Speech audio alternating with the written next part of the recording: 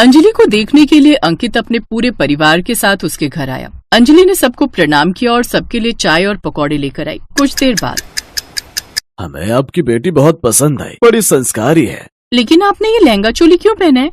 वो हम गुजरातियों में लहंगा चोली ज्यादा पहनते हैं, खासकर किसी भी त्योहार पर। क्यों, आपको ये पसंद नहीं आया क्या? अरे नहीं नहीं, होने वाली बहू, तू तो इसमें बड़ी प्यारी लग रही है। हाँ होने वाली भाभी, लहंगा चोली तो मुझे भी पसंद है, लेकिन मैं मोटी हूँ ना, तो जैसे ही लहंगा चोली पहनकर जाती हूँ सब लोग मेरा मजाक उड़ाने लगते हैं, इसलिए अपने को तो अभी सूट ही जमता है। फिर देखने दिखाने की रस्म पूरी हुई और अंजलि सबको पसंद आ जाती है। और कुछ दिनों बाद अंजलि की शादी अंकित से हो गई। अंजलि ब्याह कर अपने ससुराल आई। उसकी सास ने उसका गृह प्रवेश किया। फिर कुछ रस्में होने के बाद अंजलि अपने कमरे में चली गई। जहाँ जाते ही उसने अपनी शादी का लहंगा उतारा और नाइटी पहन ली। उफ, ये शादी का ब्राइडल लहंगा कितना भारी होता है। सच में हालत खराब हो गई। अब जाकर सुकून मिला है। अगली सुबह अंजलि अपनी पहली रसोई के लिए तैयार होकर आई तो उसकी ननद निशा ने उसे देखकर कहा, ये क्या भाभी, आपने साड़ी क्यों पहन ली, लहंगा चोली क्यों नहीं पहनी? अरे बेटी, अब वो हर समय तो लहंगा पहनकर नहीं घूम सकती ना। वो घर के काम करेगी या लहंगा संभालती फिरेगी, और लहंगा पहनकर खाना बनाने में भी तो प्रॉब्लम होगी ना। अंजलि रसोई में गई और सबके लिए रबड़ी, पूरी, मटर पनीर बनाकर ले आई। जब वो खाना बनाकर रखने लगी तो निशा ने उससे कहा, माँ, भाभी भले ही लहंगा पहनकर खाना नहीं बना सकती थी, लेकिन अब तो खाना बन गया है ना, तो भाभी खाना तो आप हमें लहंगा पहनकर ही परोसना। ये कहकर निशा अपनी भाभी को कमरे में ले गई और उससे लहंगा पहनने की जिद करने लगी। अंजलि ने भी अपनी ननद का मन रखने के लिए लहंगा चोली पहन ली। फिर सबको खाना परोसने लगी। हम बड़े ही भाग्यशाली हैं जो इतनी अच्छी बहू हमें मिली, सुंदर, सुशील, गुणवान, और खाना भी कितना बेहतर बना लेती है। अब अगले दिन अंजलि की मुंह दिखाई थी तो निशा ने फिर से उससे लहंगा चोली पहनने की जिद की। अपनी ननद का दिल रखने के लिए उसने एक और बार लहंगा चोली पहन लिया। मोहल्ले की औरतों ने उसे देखा तो उसकी खूबसूरती की खूब तारीफ की। ऐसे ही कुछ दिन बीत गए। उधर निशा को खाने पीने का बड़ा शौक था, जिस कारण वो अपनी भाभी से हर वक्त कुछ न कुछ खाने की फरमाइश करती रहती। भाभी, मेरे लिए ब्रेड पकौड़े बना दो ना। अच्छा ठीक है, अभी बना कर लाती हूँ। ऐसे ही कुछ दिन बीत जाते हैं और दिवाली का त्योहार पास आता है। ऐसा करती हूँ, पहले रसोई साफ कर लेती हूँ, उसके बाद बाकी घर की सफाई निपटा लूंगी। अंजलि घर की साफ सफाई करने लगती है और निशा आराम से सोफे पर बैठकर चिप्स खाते हुए टीवी देख रही थी। तभी विमला वहां आती है।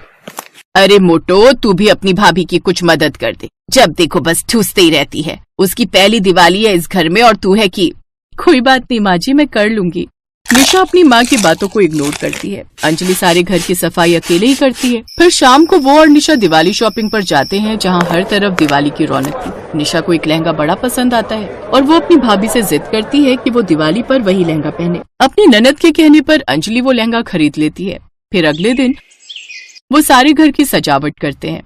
आज भाभी के इस घर में पहली दिवाली है। उनकी पहली दिवाली ऐसी यादगार बनाऊंगी कि उन्हें उम्र भर याद रहे।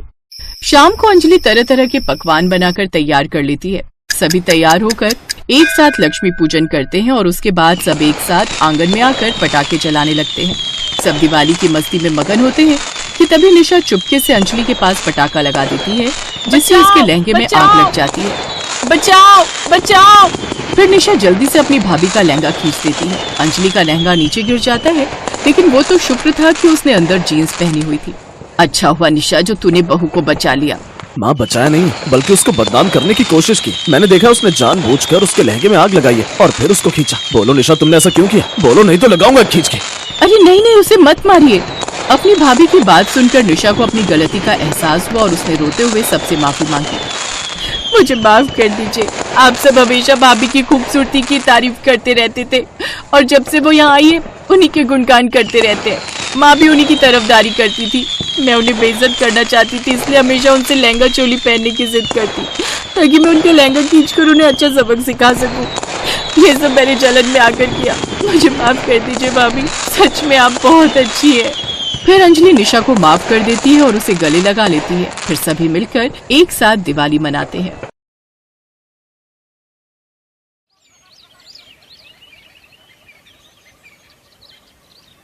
अरे माला, जल्दी करना, देर हो रही है।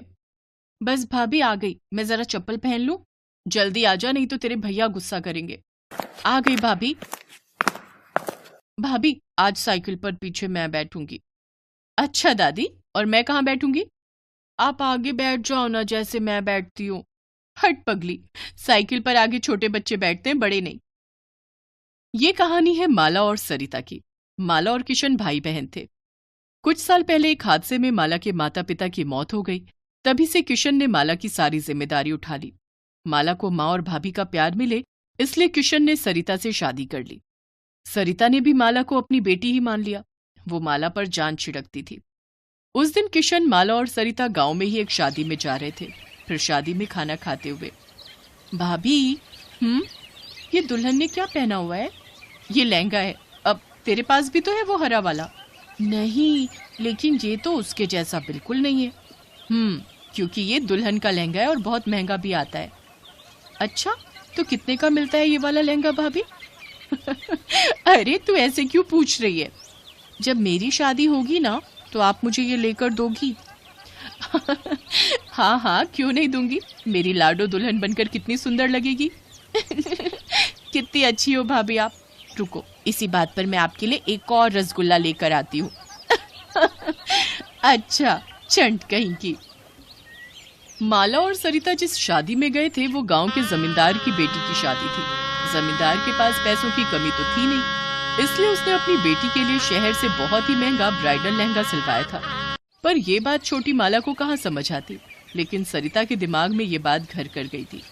घर लौटते हुए साइकिल के आगे बैठी माला अपने भैया के साथ ढेर सारी बातें करती रही और साइकिल पर पीछे बैठी सरिता बस यही हिसाब लगा रही थी कि उसे हर महीने कितने पैसे जोड़ने होंगे ताकि माला की शादी तक वो उसके लिए एक अच्छा लहंगा खरीद सके।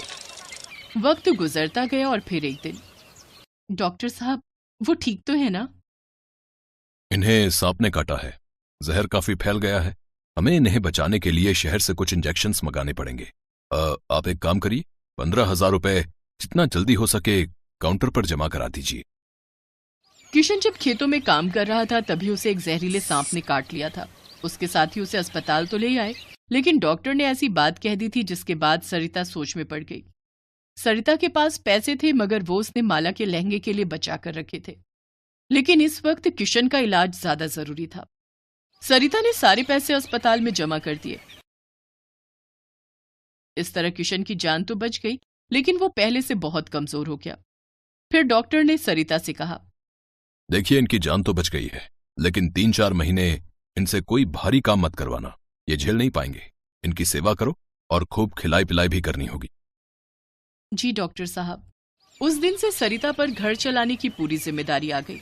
हालांकि अच्छी बात यह थी कि अब माला जवान हो गई थी, तो माला घर का काम देखती और सरिता बाहर जाकर एक फैक्ट्री में काम करने लगी।